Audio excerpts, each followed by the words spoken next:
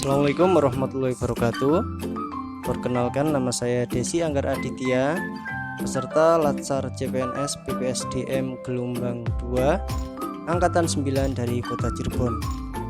Baik, pada kesempatan kali ini saya mendapatkan tugas untuk membuat podcast berupa mind map wawasan kebangsaan dan nilai-nilai bela negara. Baik, mari kita saksikan bersama-sama sajian berikut ini. Pada kesempatan kali ini saya akan menjelaskan tentang mind map yang sudah saya buat, yaitu tentang wawasan kebangsaan dan nilai bela negara. Terlebih dahulu saya akan menjelaskan tentang wawasan kebangsaan. Yang pertama adalah definisi dari wawasan kebangsaan. Wawasan kebangsaan dapat diartikan sebagai konsepsi cara pandang yang dilandasi akan kesadaran diri sebagai warga dari suatu negara akan diri dan lingkungannya di dalam kehidupan berbangsa dan bernegara. Kemudian tujuan dari memahami wawasan kebangsaan ini sendiri adalah memunculkan kesadaran diri, nasionalisme, dan patriotisme. Untuk pengertiannya, kesadaran diri punya pengertian yaitu pengetahuan tentang kondisi internal bangsa kita, ya, mulai dari demografi, geografi, politik, dan hukum, dan juga ideologi. Dan terkait dengan nasionalisme dan patriotisme, yaitu terkait dengan sikap dan perilaku kita yang seharusnya lebih mementingkan kepentingan bangsa di atas kepentingan pribadi. Nah, setelah kita memahami tentang definisi dan tujuan dari wawasan kebangsaan, kita perlu juga pahami tentang sejarah bangsa kita ini, yaitu pada tanggal 20 Mei 1908. Di situ merupakan awal pergerakan nasional yang sekarang kita peringati sebagai Hari Kebangkitan Nasional. Penetapan 20 Mei sebagai Hari Kebangkitan Nasional dilatar belakangi terbentuknya organisasi Budi Utomo dari para mahasiswa kedokteran Jawa di Batavia yang melakukan rapat kecil untuk memajukan pendidikan dan kebudayaan di Hindia Belanda. Dan ternyata hal tersebut menjadi titik awal pergerakan nasional menuju Indonesia Merdeka. Selanjutnya adalah Perhimpunan Indonesia, sebuah organisasi yang dibentuk oleh para mahasiswa untuk menghimpun para pelajar Indonesia di negeri Belanda. Tujuannya dibentuknya organisasi ini adalah memajukan kepentingan orang Indonesia yang ada di Belanda dan menjaga hubungan dengan Hindia Timur Belanda. Selain itu juga bahwa kemerdekaan selain dengan memperhatikan aspek kesatuan nasional juga perlu kesetiakawanan internasional. Kemudian setelah Kongres Pemuda 1 yang menghasilkan Kongres Pemuda 2, tepatnya pada tanggal 20 Oktober 1928 yang sekarang kita peringati sebagai Hari Sumpah Pemuda, yang dilatar belakangi oleh disetujuinya 3 klausul yang sekarang kita kenal dengan Sumpah Pemuda. Kemudian selanjutnya adalah tanggal 17 Agustus yang kita peringati sebagai Hari Kemerdekaan Indonesia, yang dilatar belakangi dulunya diawali dengan menyerahnya Jepang kepada sekutu. Kemudian para pejuang Indonesia mulai menyusun untuk merencanakan kemerdekaan Indonesia.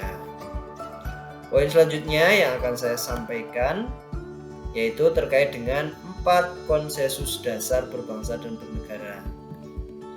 Yang pertama adalah Pancasila. Pancasila sendiri adalah falsafah negara dan pandangan bagi bangsa Indonesia dalam hubungannya dengan masyarakat, termasuk juga hubungan berbangsa dan bernegara.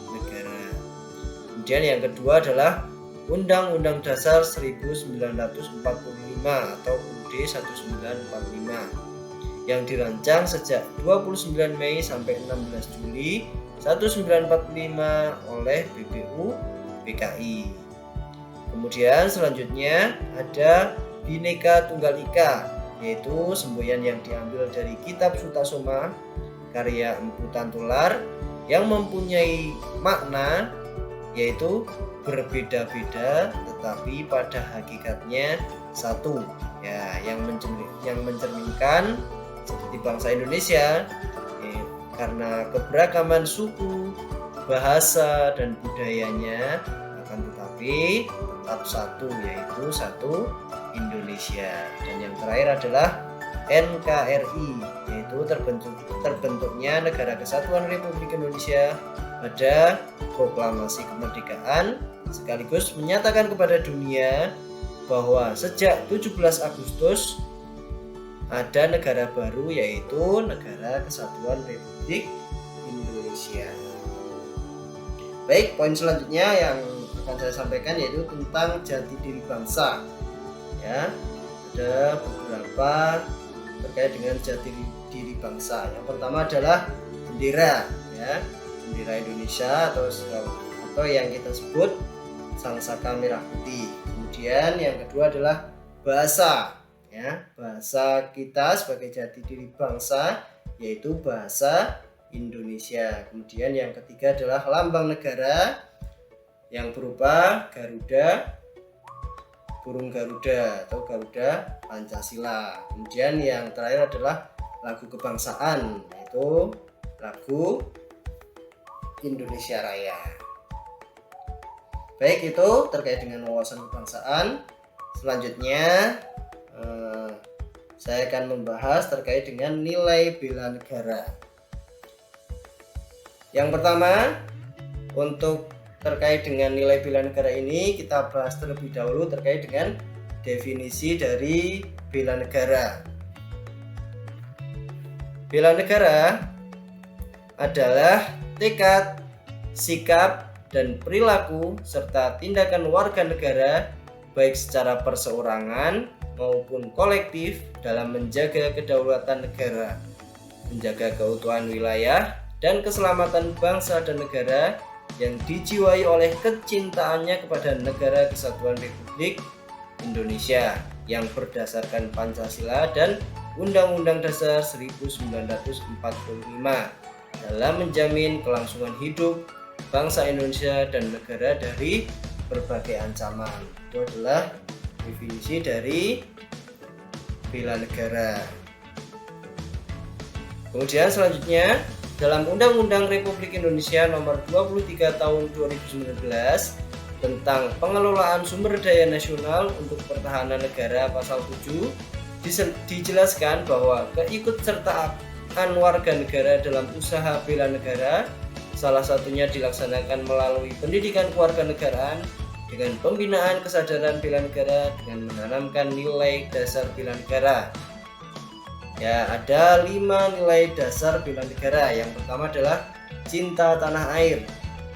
Kemudian yang kedua adalah kesadaran berbangsa dan bernegara. Kemudian yang ketiga adalah setia pada Pancasila sebagai ideologi negara.